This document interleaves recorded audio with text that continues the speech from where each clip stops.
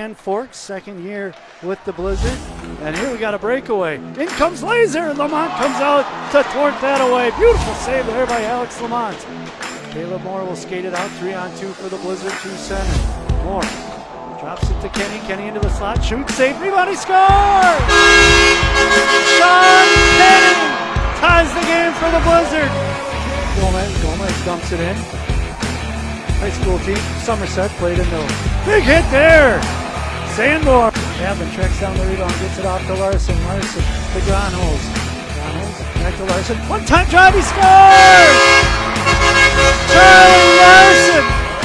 And the Blizzard lead 2-1. Newell wins the draw. Can't clear it though. Sanborn keeps it in. Sends it towards the net. Wraparound attempt. Still loose in front. They score! Ethan Murky! Item for the team lead. With 18 now. Cantola has it at the left point. Albrecht with the shot. Lamont makes the save and he holds on.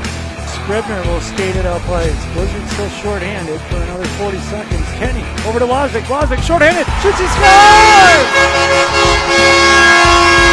Wozniak with a short-handed goal and the Blizzard lead 5-3.